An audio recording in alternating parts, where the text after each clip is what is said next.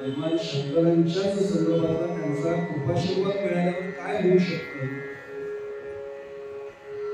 त्याचं एक चरित्र उद्या वेगळं मांडणार आहे ते पुराणातलं आहे ते आपल्याकडे नाही मांडले गेले ते उद्या मांडले पण आज भगवान शंकरांच्या कृपाशीर्वादाने पांडवांचं कसं कल्याण झालं त्याचं चरित्र आज महाभारतातच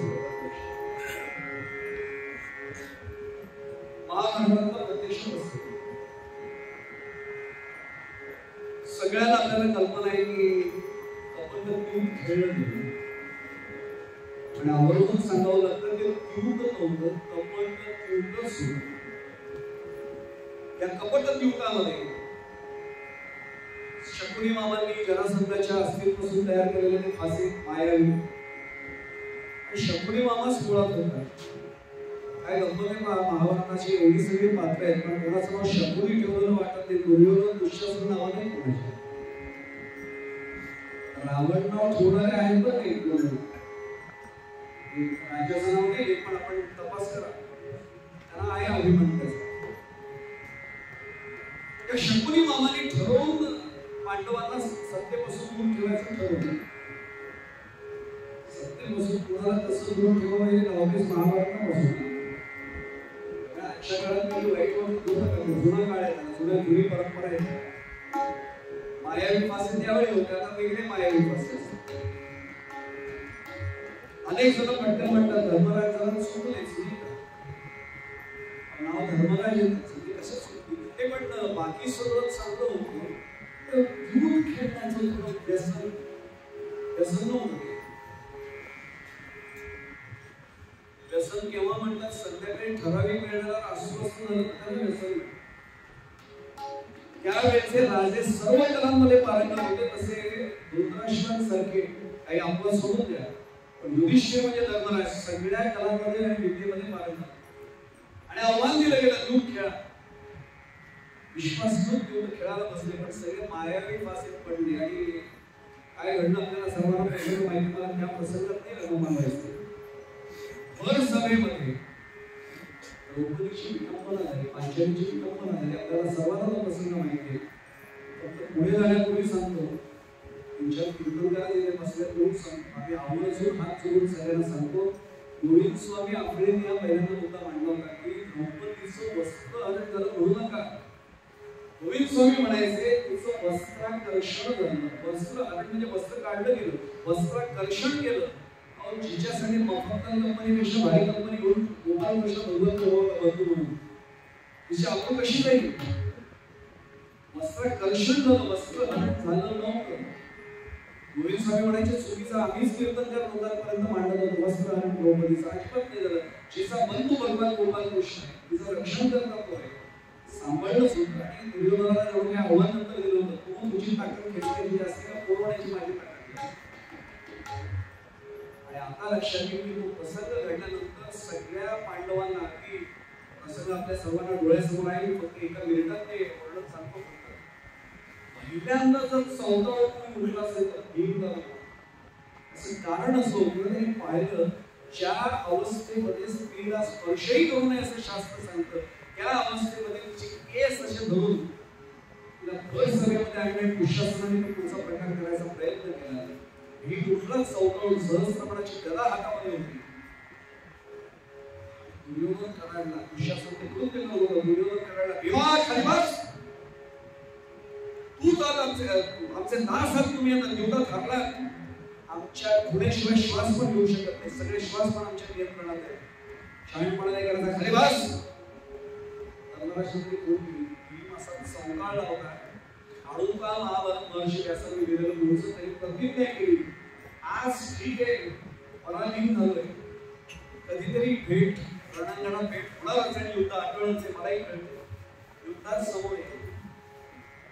या सहस्त्रपणाच्या गदेनी म्हणजे छाती पुढे रक्ताचा अभिषेक जसं म्हणतात तसं त्याच रक्ताने द्रौपदीच्या केसांना जे काही सिंचन करायचं ते करील. द्रौपदीने तिथेच प्रतिज्ञा केलेली, जोपर्यंत हे करत नाही तोपर्यंत केस बांधणार. भीम दादा असा खाली बसला, अर्जुनाला त्यांनी खाली बसवलं. सगळे पांडव द्वैत मनात घेऊन थांबले. कुठ्या उभारल्या गेल्या. 12 वर्ष वनवास होता आणि नंतर 1 वर्ष विगतवास होता. सुरुवातीच्या टप्प्यात कोणी कोणाशी बोलायला तयार नाही. 5ही भाऊ आहे. द्रौपदी पर्णमोटीतून बाहेर यायला तयार नाही. वातावरण सगळं शोकाकुल आहे. एवढ्या शोकाकुल वातावरणात काय घडलं ते एक गुप्तहेर युधिष्ठिराने धर्मराजाने पाठवलेला. त्यांनी येऊन आणखी बातमी दिली की कानात तेल ओढण्यासारखे आहे. दुर्योधनाने तिकडे सगळ्यांना व्यसनात अडकवायला सुरुवात केली, चैनीमध्ये अडकवायला सुरुवात केली. जर पांडवांचा विसरच पडला पाहिजे, पुन्हा पांडव येतील 12 वर्षानंतर हे त्यांच्या मनातच नाही राहिलं पाहिजे अशी व्यवस्था करायला गेली. आणखी भीम दादा चिडला, अर्जुन चिडला, दादा काय करून बसलं तुम्ही, काय केलं ते सगळं होताना एकमेकांकडे बघणं सुरू होतं. शोकात्मक वातावरणामध्ये कोणी गेल्यानंतर सुद्धा एवढं सुद्धा वाईट नसेल, एवढं सुद्धा की वातावरण अशा वेळी कोण ते सुद्धा घालवण्यासाठी गेला, कोण शोध घालवण्यासाठी गेला. असा भगवान कृष्ण कलिया तो आला, इतक्या चांगल्या रूपात आला. कटीला पितांबर आहे, मी गौतमी देवी सांगतो पितांबर आहे. पितांबर केवळाच येऊन मी तर आहे अंबर असे असा तो पितांबर त्यांनी परिधान केला होता. छान हिरवा कंच शेला होता. वाचू होते त्या सगळ्या शेल्यावर. कंठामध्ये कौस्तुभ मणी होता. तिथे कुकुट होता आणि त्याला सर्वात महत्वाची पूर्ण 29 बदल होत. भगवान गोपाल कृष्णाचं वर्णन लक्षात घेऊ. आमच्या पत्रकारांनी त्यांचंही वर्णन केलं. दोन साथीदार सांगितलं म्हणून धाडस करून अनुभवाला कल्पना रोज 2-2 कार्यक्रम सुरू आहेत. त्यामुळे अवस्था काय झाली मगाचपासून आपण ऐकताय. तरी थोडं या दोन साथीदारांच्या बळावर धाडस करून आमच्या पत्रकारांनी कृष्णाचं वर्णन ठोबरीच्या अंगाने केलं. कसं दिसलंय कृष्ण आल्यानंतर? श्याम वरण तनकी श्याम वरण तनकी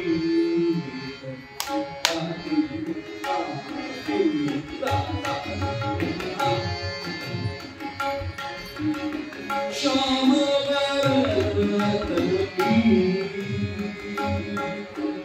श्याम वर्ण कृष्णाचे मिळेल आहे.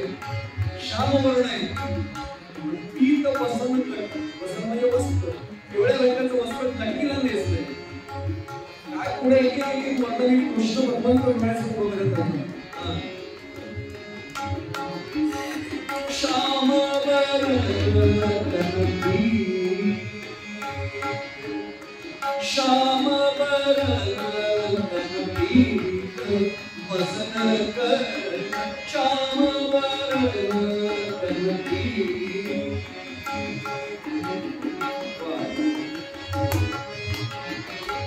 खानवाचं उदाहरण आहे.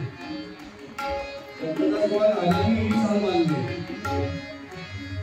आणि आईनं कल्पना महाराजांचे मागवून होतं. त्यांच्याकडनं जे काही मिळाले त्यातले घ्यायचे. श्याम वरण तनकी. कंठामध्ये लक्ष द्या.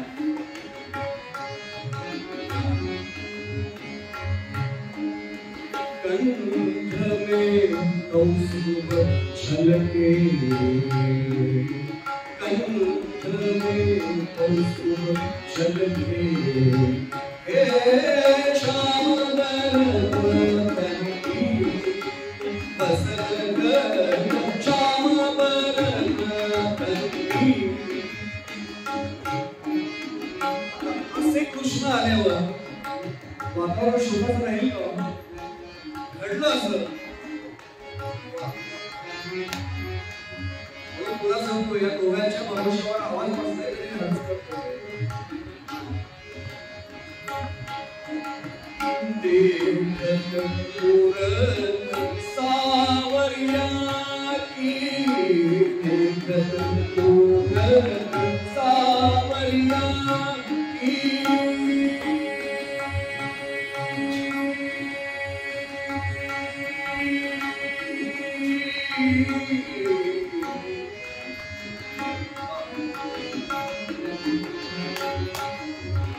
सावरिया देखत पूरन सावरिया हर पग भार हर पग भार हर पग भार तन के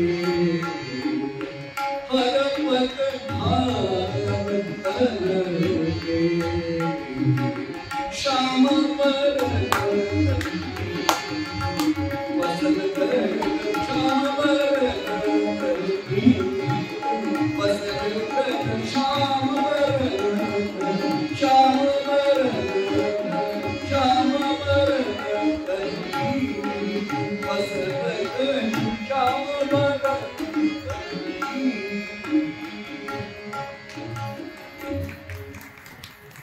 वर्णन केल्याप्रमाणे आले भगवान गोपाल कृष्ण. मला खरीच होते. कृष्ण भगवंतांना पाहिल्यावर वसंत ऋतूचं आगमन शिशिरानंतर व्हावं कसं घडलं. चेहरे प्रफुल्लित झाले. खाली मानावर ते वर झाले. कृष्णाने विषय काढला. तसे सगळे शाळेमध्ये एखाद्या मुलाने दम दिल्यावर किंवा मारहाण केल्यावर आईने विचारावं होईल ना ती अवस्था नाही. सगळे कृष्णाच्या चरणावर लोगन घेतली. कृष्णाने उभं केलाय, उभे राहा. मला कळलंय सगळं. त्याला कळलं कोणी म्हणावं, जगन नियत नाही, त्याला सगळंच कळत. मी आलोय ना, आता चिंता करायचं कारण सगळ्या यांच्याशी बोलतोय, पण कृष्णाची नजर मात्र वेगळ्याच ठिकाणी. असं शोधतोय सगळीकडे. रे दरवेळी असं त्याला माहित होतं, आपलं आगमन झाल्यावर आपली बहीण हृदयाचा तुकडा असते, आपली बहीण द्रौपदी धावत यायची. कृष्णा कधी आलास? आज येतोय. मनाला असं वेदना झाल्या, अरे द्रौपदी कुठे माझी? विश्राम कधी कर? शेवटी न राहून त्याने विचारलं, माझी द्रौपदी कुठे? द्रौपदी कुठे माझी? द्रौपदी आज वाटच बोलत होती, मान फुटल्यासारखी धावत आली. हाड दिवशी कृष्णाच्या चरणावर आलो. त्यावेळी द्रौपदी कुठे पण नजर शोधत होती आणि आता द्रौपदी समोर आल्या. कृष्णाची मान खाली गेली. कृष्णाला का बघवे नाही, कारण द्रौपदीला पहिल्यांदा अशा लोकांना बोलत हे सोपळे कपाळावरून रुपयापेक्षा मोठ्या कशा असते.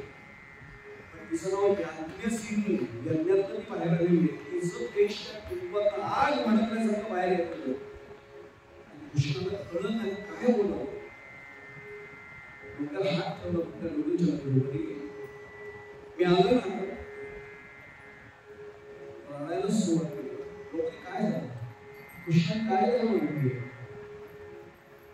आता हे आपलं संचित असतं. आपलं जे काही प्रारब्ध आहे ते आलं असतं. कृष्ण तुझ्यासारखा भाऊजीला मिळाला आहे, तुझं संचित आहे. विकल भई मन में अति रोमक,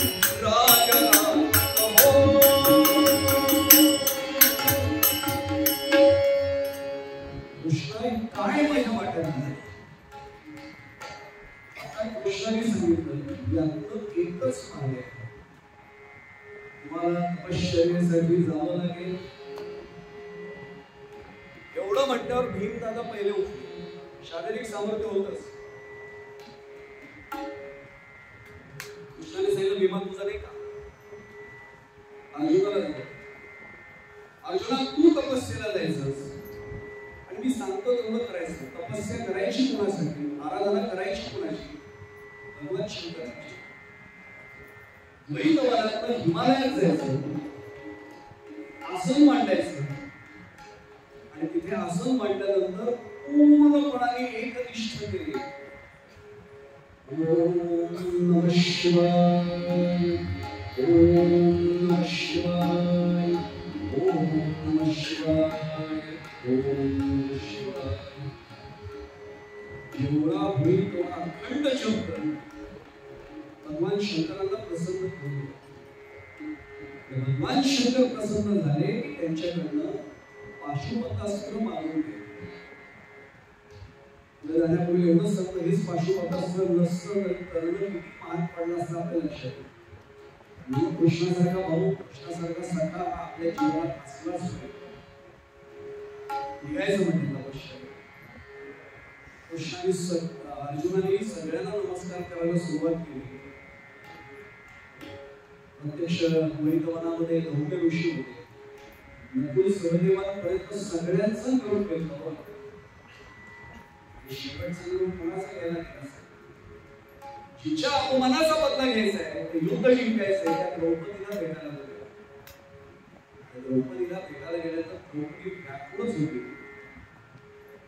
मगाशीच म्हटलं, विकल भई मनमे आणि रूप असे रडत असते, पण संतापाने अत्यंत दग्ध आत्मन होती अशी भडकलेली ती द्रौपदी. तिचा निरोप केला तिला आणि गप्पीत सांगितलं असेल, मनात आता तुम्ही हिमालयात जाताय, बर्फाचा प्रदेश आहे, थंडी असेल, स्वेटर कानपट्टी मफलर घेऊन जा, ब्लँकेट वगैरे घेऊन जायचं. थर्मास मध्ये काहीतरी तपस्येला बसणार तर दूध चहा असं काहीतरी घेऊन जायचं. ते काय माझी पत्नी होती आणि तो माझ्यासारखा पती होता. द्रौपदी होते तो अर्जुन. तिने निरोप दिला. कसा दिला? स्मरण असावे, स्मरण असावे, स्मरण असावे अभागिनीचे, स्मरण असावे अभागिनीचे, त्या शासन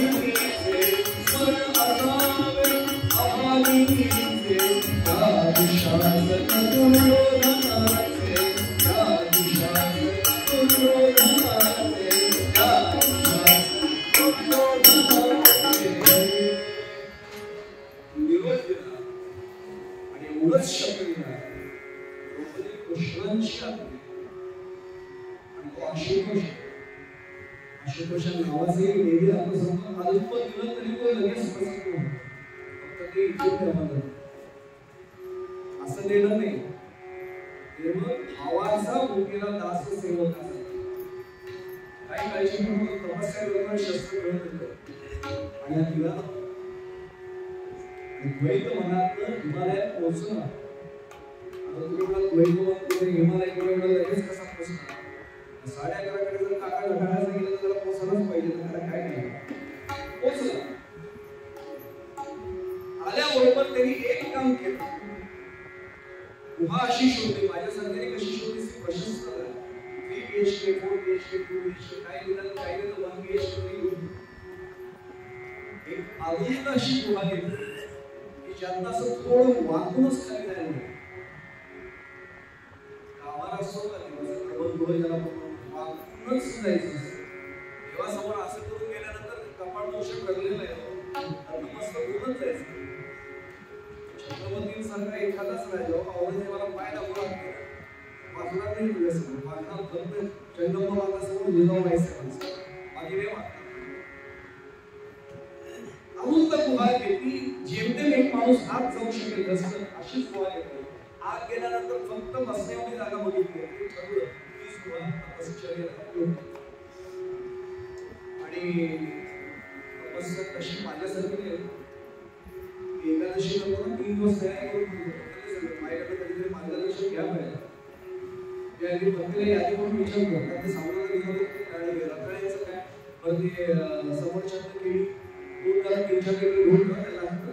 आणि एवढं करून संध्याकाळी कोणी म्हणतं चला बुवा एकादशी उपवास, एकादशी दुप्पट खाशील तरी पण उपाशी. त्याने ते नाही केलं. पडलेली फळं त्याला म्हणून पडत्या फळाच्या आपल्या मालवीरांनी फार वेगळा इतिहास घडवला आपल्याला माहिती. अशोकानं झाडं झालं, सीतामाईने सांगितलं होतं जानकी मला म्हणतात पडलेली फळं खायची, आपली बात नाही. पडलेली फळं, पडलेली म्हणून पडत्या फळाच्या आत तिथून आलेले शब्द येते, तिथून ते संकल्पना आली. पडले आता काय लागतं त्याने तेही नाही केलं. आधी थोडी फळं वगैरे खायचं, नंतर त्याच्या पलीकडे जाऊन सांगतो हा खरा फराळ आपण म्हणतो. तो तुमचा फराळ शब्द नाही ना, पण नातेवाईकांना जबाबदारी सांगतो तो फलाहार आहे. आपण काय केलं तसं फराळ म्हणताना पण फराळ असं होतं गेलं. काय आम्ही उपवास आणि उपास पूर्ण शब्द आला तर उपवास म्हणजे देवाचा सहवास आहे. त्या दिवशी जास्तीत जास्त चिंतन त्याचं करावं हा त्यातला भाग आहे. त्यांनी फलाहार सुरू केला. हळूहळू लक्षात वेळ जातो. ओम नमः शिवाय कमी होतो. बिल्वपत्र रोज त्याचं ठरलेलं सकाळी आणि संध्याकाळी पूजा करायची. सूर्यास्तापूर्वी सुरू केला. अखंड ओम नमः शिवाय, ओम नमः शिवाय. हळूहळू लक्षात आलं फळं खाण्यात वेळ जातो. सोडून गेलं. पर्ण खाऊन सुरुवात केली. पानं म्हणजे जेवढ्या फेरफटका मारल्यावर मिळतं ते पान नाही. काही विशिष्ट वनस्पती आहेत हिमालयात त्यांची पानं हळूहळू तेही सोडली. आणि प्राणायाम त्याला म्हणून एक विशिष्ट मुद्रा आहे, मला येत नाही तुम्ही दाखवलीस. फक्त त्या वायूला फक्त घ्यायचं आणि शरीराचं पोषण करायचं. आणि हळूहळू हे सगळं सोडल्यावर भगवान शंकर काय स्वस्त बसले. फलाहार पर्णाशना त्यागे आणि कैलास पर्वतावर शंकर म्हणाले कोण बसलाय तपश्चर्या. क्षणभर एक असं एकाग्र केलं मन. लक्षात आलं अर्जुन कोणी पाठवलं पुढे भेटले. लक्षात कृष्णांनीच पाठवलं. भगवान शंकरांनी विचार केला 11:30 झाले त्यांना याच्यावर कृपा करायला पाहिजे. बाकीच्या कोणाला निद्रा यायच्या आत झोपेला गेलं पाहिजे. अर्जुन झोपणार नाही खाते बाकी आजच्या काळात अर्जुन एखादा झोपणार येत नाही. पण भगवान शंकर एका दगडात 2 पक्षी मारणार होते. पुढे जाऊन म्हणत असले तरी काही करू नका, ते दुसरे पुढे जाऊन नाही गेले. एका दगडात 2 पक्षी मारले का तिथे मुर नावाचा एक यक्ष म्हणा, काही जण त्याला राक्षस म्हणतात, काही त्याच्यात वाद घालण्याचं काही कारण नाही. तो त्रास द्यायचा, कुठलंही रूप धारण करायचा. तपश्चर्याला हिमालयात कोणी आला नाही, त्याला त्रास द्यायचा. असे राक्षस त्याच वेळी कसं आपण समजायचं काही कारण नाही सुरू. वामन पंडितांनी फार छान शब्द वापरला, म्हणजे साक्षात आणि राक्षस अक्षरांची उलटापालट आहे. म्हणजे बाकी तेच वामन पंडित म्हणते माझा दोष नाही. वामन पंडित हा विचार करून म्हणते अशिक्षित माणूस फार त्रास देतो. शिकला नाही त्याच्या डोक्यात मोठ्या कल्पना येतात. उद्योग करायला सोबतच करतो. तुम्ही नेहमी सांगतो शिक्षण संस्था चालवणारे जे बसले त्यांना विचारा काय काय उचापती करून भेटतात कळेल बरोबर. विचार काय त्यांनी ठरवलं या मूळ राक्षसाचा किंवा यक्षाचा त्रास देतोय त्याचाही बंदोबस्त करायचा. अर्जुनाला बोलले की त्याची इच्छा पूर्ण करायची. निघाले कसे वेश पालटून निघाले. भगवंताला कुठलाही वेश धारण करायला काय कुठला वेश घेतला. किराताचा वेश घेतला. किरात म्हणजे भिल्ल. आणि आपल्याला कल्पना आहे किरात नावाचं धनुष्य घेतलं. वाकडं धनुष्य तसं असं सोफिस्टिकेटेड धनुष्य नव्हतं. घेतलं धनुष्य पाणी असे वाकडे केले. हाता घेतला आणि भिल्ल वेश धारण केला. असा खरग्यांचे घरपोळ होता. वेश बदलला. काळा वेश होता. कडक गर्द रंगाचा. देवीचं लक्ष होतं मानव देवीचं. आज कुठे निघाले भक्ताला बोलत द्यायला निघालो. तेवढे यायला माझ्यासारखं दिल्ली व्हायला कसे म्हटले पुरारी विल्लवेश हरी. पुरारी का म्हटलं? पुराचा हरी म्हणून त्याला तेही नाव आहे. भगवान शंकराला असंख्य नाव आहेत. त्याला म्हणतो विष्णू सहस्रनाम लक्ष. शंकरांची अनेक नावे त्यात एक पुरारी नाव आहे. पुरारी विल्लवेश हरी. पुरारी विल्लवेश हरी. शबरी रूप नटे गौरी. शबरी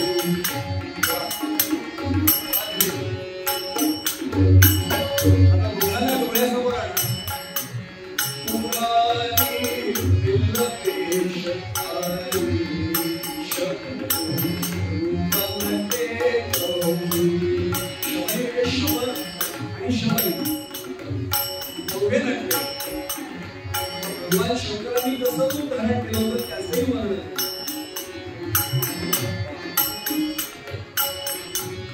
फुलांच्या गळ्यामध्ये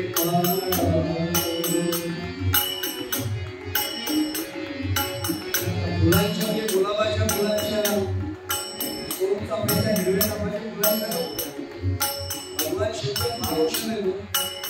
वेशभूषा कोणती आली पाहिजे? भिल्लाचा वेश घेतलाय. रांची फुलांच्या गळ्यात माळा घातला. आता आपल्याला डोळ्यासमोर फुलांच्या गळ्यात असं लक्षात येईल. भिल्ल वेश म्हणजे भिल्ल वेश. आपल्याला मेकअप क्रीम करणार नाही पण भगवान कधी सुटणार नाही.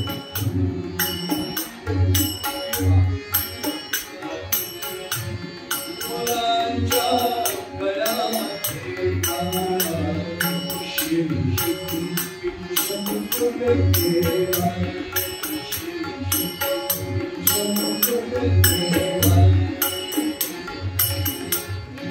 देवी पण भेटल्या. पार्वती देवी मला चांगलं झालं. महाशिवरात्री शिव पार्वतीची एकत्र कथा ऐकण्याचा दिवस आहे आपला. आणि एकत्र दोघांचाही योग आला.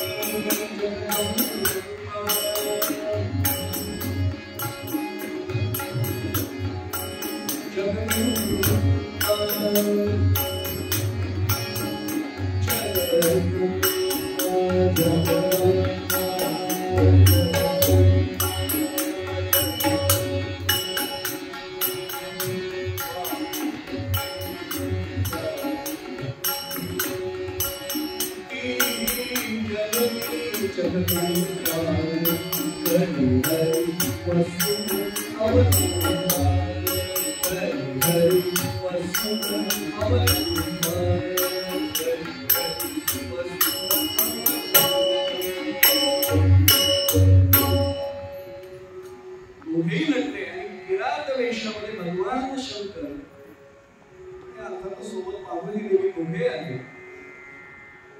आणि देवका तो मूळ नावाचा यक्ष म्हणा राक्षस म्हणा अर्जुनाची तपश्चर्या भंग करायची म्हणून धावत निघाला. आणि त्याने यावेळी रानडुकराचा वेश घेतला होता. त्याला वराह म्हणतात पण आमचे खासदिवस आहेत तेही सांगायचे. डुक्कर म्हटलं की जरा लोकांना ऐकतानाही वाईट होतं. रानडुक्कर म्हटलं की लक्षात येतं. चेहरा असा पुढचा राकट असं ते शिंग त्याच्या डोक्यावर इथून मात्र जरा बंद होता. चेहरा आतमध्ये गेला पटकन. गुहेचा दरवाजा मगाशी एक माणूस घसरून आता एवढीच गुहा पुढे जाण्यापुढे घालतो नाही म्हणायची पूर्वी सांगतो आपल्याला. पूर्वी कोटा नावाचा कायदा होता प्रिव्हेन्शन ऑफ टेररिस्ट ऍक्टिव्हिटीज. त्याच्यात हे अनुभव त्यांना पोटाखाली आढळतो.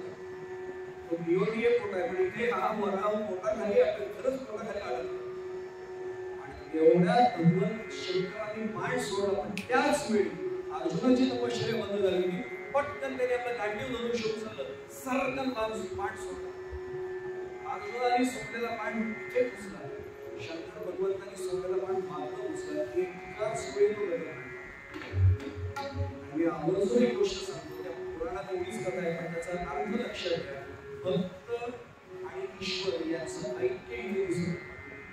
दोघांची कृती एका वेळी झाली. भक्त आणि ईश्वर म्हणजे अद्वैत अवस्था एकाच वेळी बाण आले.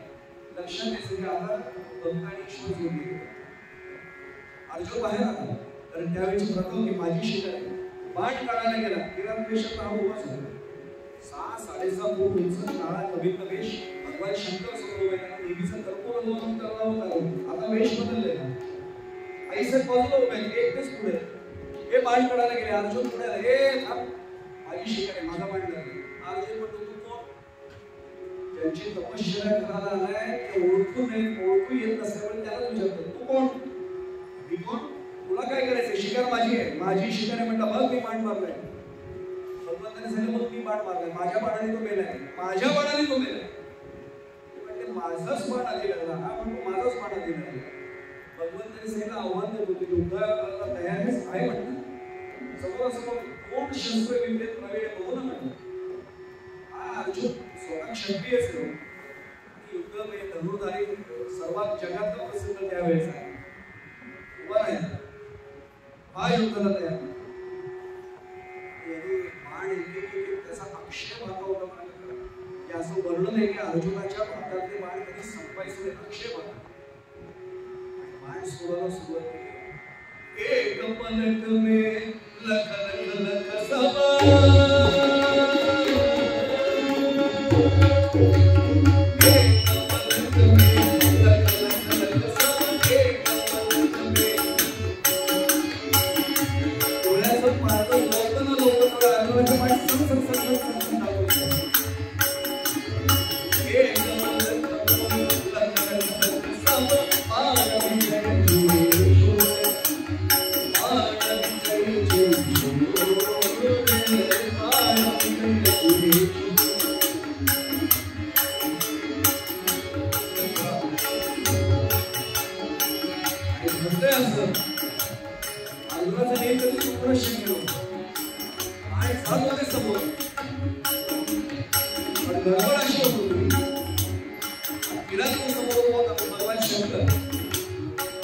शरीराला बाण लागायचा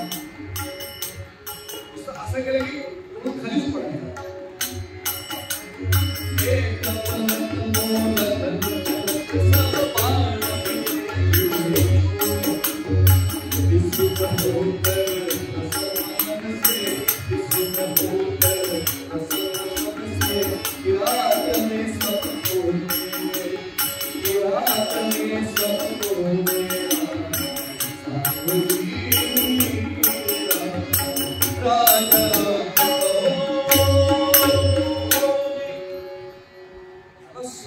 पहिल्यांदा असं घडते मी बाण मारतोय आणि असं सहज खेळण्याचा बाण टाकतो तेव्हा तसं तोडतं. भगवंताने विचारलं पण आम्ही सांगतो भगवंताच्या मनात प्रश्न आला की हा धनुष्यबाण पुस्तक जनतेला घेऊन आलाय तर निवडणूक चिन्ह म्हणून घेऊन आलाय का कशासाठी आणलाय? अरे धनुर्धर काय झालं बाणांचं? हात घालतोय अक्षय भागात बाणच संपलं. पहिल्यांदा घडलं बाणच शिल्लक नाहीये. हा हे खरं लक्षात यायला कळतं की असं घडलं कसं. पण भगवंताची माया जी असते ना इतकी विचित्र आहे. नाथ महाराजांना कळलं नाही 12 वर्ष श्रीखंड आपल्या वाड्यामध्ये कावेरी पाणी भरणारा भगवान गोपाल कृष्ण. माया वाईट नाही बरं का. जी गोष्ट भगवंताने निर्माण केली वाईट कशी असते पण त्या मायेचा पडदा दूर केल्याशिवाय त्याचं दर्शन घडत नाही. म्हणून सद्गुरूंची आवश्यकता. बरोबर पडदा दूर करतात. काय धनुर्धर बाण सोडा संपले म्हणतो. मग काय आता युद्ध संपलं का? क्षत्रिय म्हणता युद्ध नाही संपलं. धनुष्य शिल्लक आहे म्हणतात. धावत गेला. वर्णन असे त्यांनी उडी मारली. आज 6.5 फूट उंच. अर्जुनाची उंची एवढी नव्हती. त्यांनी उडी मारली आणि असं धनुष्य आपटलं. इथे आपटलं आणि थोडं रक्त आला. कृष्ण शेवटी भगवंताने असा हात धरला का भगवान शंकरांचा रक्ताचा एक जरी थेंब पृथ्वीवर सांडला असता हा आकार थांबले. पार्वती देवी पुढे आले. काय याच्या नादी लागतंय वेड्याच्या? बाण काय सोडतोय? धनुष्य काय मारतोय? भक्ताला भेटायला चाललो एवढे मी पण आले नवे शोध झाला भक्ताला चला हा असला भक्त परीक्षा सुरू आहे. त्याने विचारलं धनुष्याने आपटल्यावर धनुष्य फुटलं.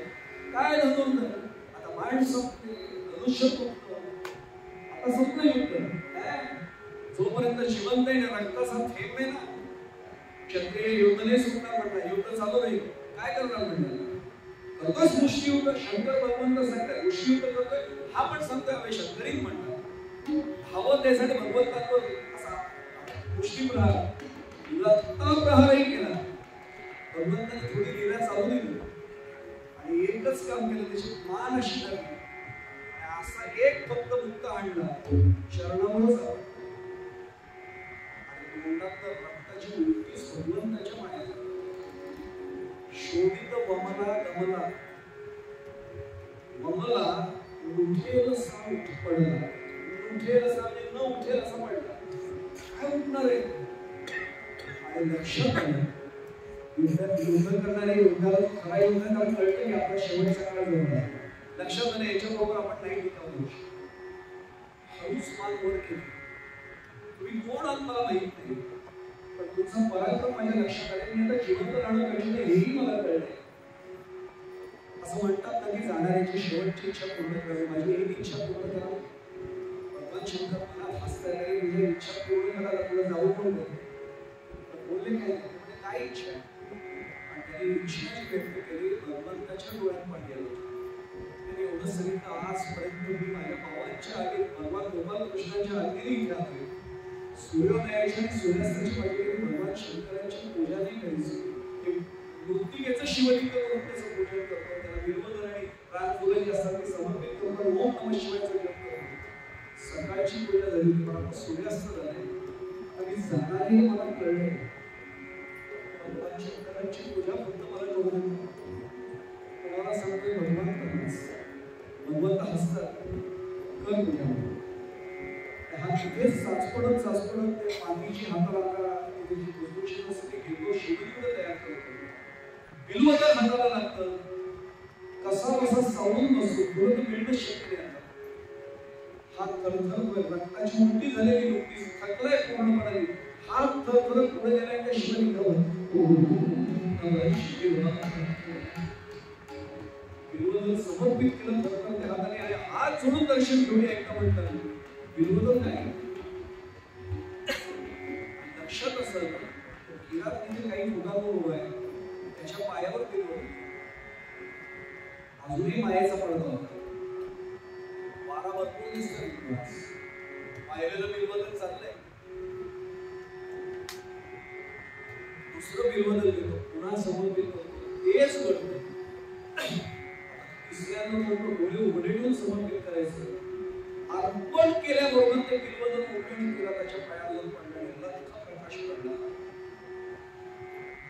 दुसरा तिसरा कोणी भगवान भोलेनाथ, भगवान शंकर महादेव स्वतः करून बसलो म्हणतात. ज्याला प्रसन्न करण्यासाठी आलो तो त्यांच्याशी युद्ध केलं, त्यांच्यावर मी बाण सोडले, त्यांच्यावर मी धनुष्याचा प्रहार केला, त्यांच्यावर मुष्टी प्रहार आणि दत्ता प्रहार केला. क्षमा करा मला. भगवंतांनी असं उचललं त्याला, मस्तकावर हात ठेवल्यावर आम्हाला ग्लुकोज पावडर घ्यायला लागतं. भगवंताचा हात आल्यावर सगळी ताकद आल्यासारखी झाली. हा उभा आहे एवढंच भगवंताने सांगितलं, अर्जुना तुम्हाला ओळखलं नाहीस पण मी तुलाच भेटण्यासाठी. पार्वती देवीला सांगितलं, देवी ज्या भक्तासाठी आलोय ना तो सापड. देवीने प्रश्न विचारला, मग हा भक्तांनी कृपा करायला आला तर युद्ध कशासाठी? काय उत्तर दिलं सगळं भगवंतांनी? भगवंत उगाच वाटेल वर नाही देत. कधी मी सुद्धा मागितलं ना कुसुमेश्वर भगवंतांना आता जाताना उद्या 1 कोटीची लॉटरी लागत, भगवंत देतील का? त्याला पाहिजे झोळीच फाटणार आहे. याची कोण देईल? ज्याला जे मिळेल, त्याला जे सांभाळेल तो देणार. आता पाशुपतास्त्र तो मागण्यासाठी आलाय. पाशुपतास्त्र सांभाळण्याचं सामर्थ्य त्याच्याकडे आहे का? एवढा समर्थ योद्धा आहे का? मला परीक्षा बघायची होती. आता मी समाधानी आहे की हा पाशुपतास्त्र सांभाळू शकतो, म्हणून त्याला मी आता ते देणार आहे. आणि अर्जुनाला सांगितलं, अर्जुना हा पुढे करा. आणि पाशुपतास्त्र भगवंताने भगवान शंकर महादेवांनी त्यांना कुठे दिलं, याचा उपयोग करण्याच्या युद्धाच्या वेळेस झाला. आणि पांडव वाचू शकता त्याचा भक्त समाधी. मला एकच प्रश्न विचारायचा आहे, अर्जुनाने काय नेमकं केलं? मनुष्य देह मिळाला, मनुष्य जन्म मिळाला, त्याचं सार्थक करण्यासाठी. कारण तो आला एकट्यासाठी नाही, आपल्या पांडवांसाठी आला, दुसऱ्या पांडव म्हणजे भावांसाठी नाही आला, धर्मराज्य टिकावं म्हणून तो आला. याला म्हणतात मनुष्य जन्माचे करावे सार्थ. आणि विवेक निवडला. काय विवेक निवडला की मी तपश्चर्या करताना आणि मी फळं खातोय, काय पर्ण खातोय, सगळं सोडून घेऊन मी फक्त तपश्चर्या करेन. ऐसा देवी विवेक आणि ऐसे वैराग्य हे भाग्य मला मिळालं. प्रार्थना त्यांनी कदाचित गोपाल कृष्णाला त्यावेळी केलीच नाही. आपणही असं केलं मग जेणे तुझे चरणी लागे माझी प्रीती हे आपल्याला घडायला वेळ लागणार नाही. आणि मग नामामध्ये दिसो आत्मा सर्व होती. कधीतरी त्या देहाची सांगता होता, देहाची बाहेर पडताना कधीतरी नक्की गणपतीची खात्री बाळगायची. किंवा हा अनुभव यावा यासाठीच सुरेश्वर भगवंताच्या चरणाशी आपण आता आलोय.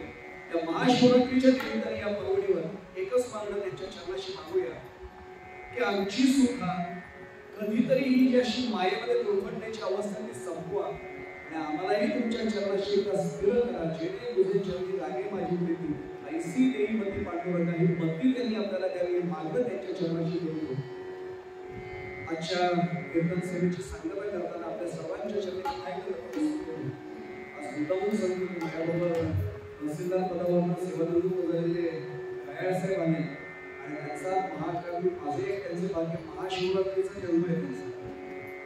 त्यांचा वाढदिवस कुसुमेश्वरासारख्या अत्यंत पवित्र आणि पुरातन प्राचीन मंदिरात साजरा होतोय.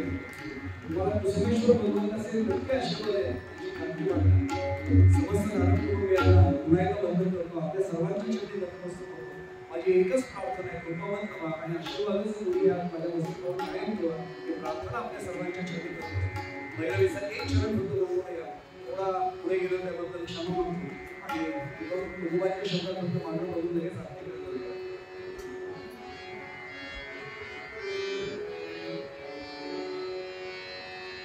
मनुष्य जन्माचे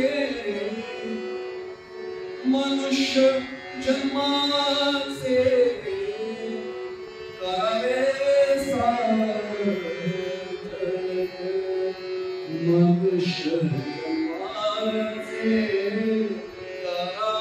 सार्थ. मनुष्य जन्माचे करावे सार्थ. ऐसा दे विवेक, ऐसा दे विवेक,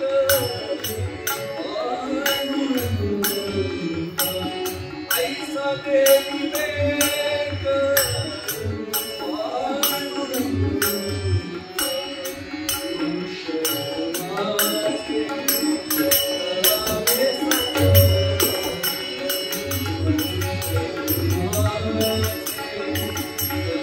Yes,